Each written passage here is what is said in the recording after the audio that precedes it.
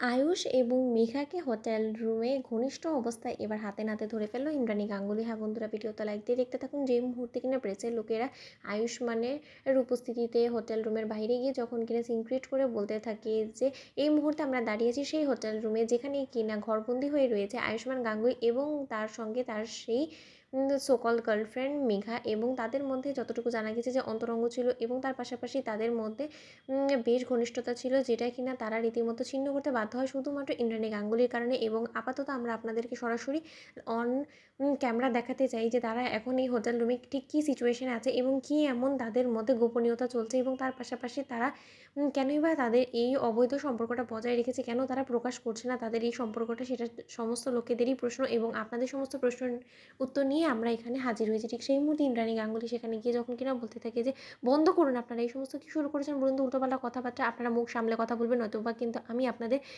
Media হাউসগুলোকে কিন্তু চিরকালের জন্য বন্ধ করে দিতে বাধ্য হবো, আমাকে এরকম কিছু করতে বাধ্য করবেন না। ঠিক সেই মুহূর্তে যখন কিনা প্রেসের লোকেরা জড়ো হয়ে বলতে থাকে যে মিসেস ইন্দ্রাণী গাঙ্গুলি, আপনি কি আমাদেরকে বলতে পারেন যে আপনার ছেলে রীতিমতো আপনার চোখে ধুলো দিয়ে কেনই বা এই অবৈধ সম্পর্কটা বজায় রেখেছে, যেখানে কিনা আপনার স্বয়ং নিজেরই পছন্দ ছিল মেঘা, এবং মেঘার সঙ্গে আপনি কি তাদের এই সম্পর্কটাকে মেনে নিতে পারছিলেন না বিধায় কি আপনার ছেলে এখন এই গোপনে মেঘার সঙ্গে এই অবৈধ সম্পর্ক রাখার চেষ্টা করছে?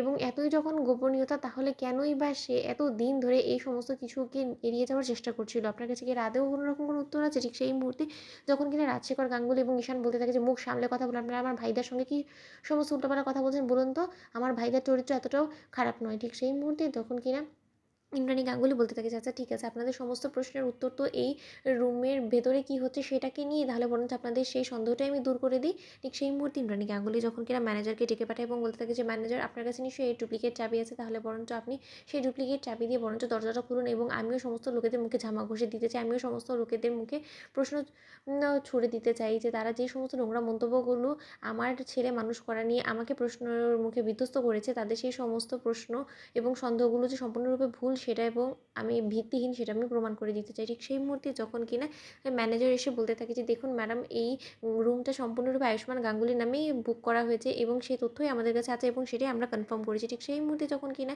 ডুপ্লিকেট চাবি দিয়ে দরজা খোলা এবং সেখানে যখন কিনা আয়ুষ এবং মেঘাকে একসঙ্গে ঘনিষ্ঠ অবস্থায় দেখতে পায় প্রেসের লোকেরা, ঠিক সেই সময় প্রেসের লোকেরা ছবি তুলে সঙ্গে সঙ্গে ভাইরাল করে দেয়, এবং ইন্দ্রাণী গাঙ্গুলি যখন কিনা সেই সমস্ত কিছু দেখে থমকে যায় এবং বলতে থাকে যে আয়ুষ, তুমি শেষে কিনা আমার বিশ্বাস ভঙ্গ করে এরকম নোংরা অবস্থায় আমি তোমাকে পাবো কোনোদিন আমি সেটা কল্পনাও করিনি। আয়ুষ, তুমি এরকমটা কেন করলে? আমার সঙ্গে এরকম প্রতারণা কেন করলে? কী পেলে তুমি এই সমস্ত কিছু করে?